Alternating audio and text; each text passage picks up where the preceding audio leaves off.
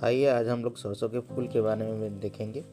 सरसों का जो फूल होता है वो उभयलिंगी होता है। उस पे हमारे पुंकेसर और स्त्री केसर दोनों भाग पाए जाते हैं। नर फूल के अंश और मादा फूल के भाग, ये दोनों भाग पाए जाते हैं। इसलिए सरसों के फूल में जो परागण होता है वह स्वपरागण भी होता है और स्वपरागण से भी ये इनकी उपज होती है। तो मेनली जो हमारे सरसों के फूल रहते हैं उनमें स्वपरागण भी होता है और मधुमक्खियों के द्वारा भी परागण होता है। मधुमक्खियों के द्वारा परागण होने से उपज में लगभग 15 से 20% की बढ़ोतरी हो जाती है। और अगर मधुमक्खियों के द्वारा ना भी हो और मधुमक्खियों के द्वारा अगर परागण ना भी हो तब भी स्वपरागण के द्वारा यानी सेल्फ पॉलिनेशन के द्वारा भी इनमें परागण की प्रक्रिया होती है और परागण के बाद इनमें फलियां विकसित होती हैं। हम देखेंगे मधुमक्खियों के द्वारा परागण।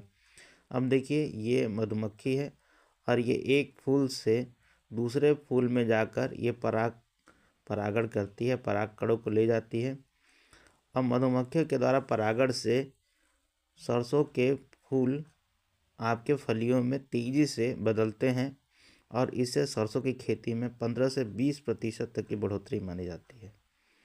तो ये मधुमक्खियों के द्वारा परागण होता है। ये एक फूल से दूसरे फूल की ओर जाती हैं और ये मधुमक्खियों के द्वारा परागण का सबसे बेहतरीन उदाहरण रहता है कि कैसे मधुमक्खियाँ जो है वो एक फूल से दूसरे फूल में परागकणों की खोज में जाती रहती हैं और इससे नर भाग को स्त्री भाग में यानी पुंकेसर को स्त्री केसर में मिलाने का कार्य करते हैं परागकणों के द्वारा। और इससे जो है फलियां तेज़ी से विकसित होती हैं और पॉलिनेशन की जो प्रक्रिया यानी परागण की प्रक्रिया है वो संपन्न होती है।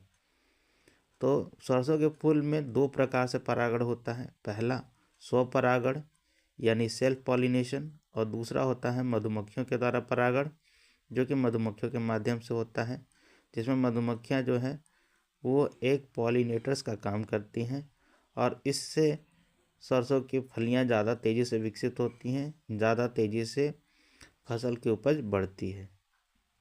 तो आप देख सकते हैं कैसे मधुमक्खियों के द्वारा ये परागण की प्रक्रिया संपन्न होती है। क्योंकि सरसों का फूल जो रहता है वो उभयलिंगी रहता है, उसमें नर भाग और मादा भाग दोनों होते हैं, जिससे कि इसके फल बनने की संभावना जो रहती है वो लगभग 100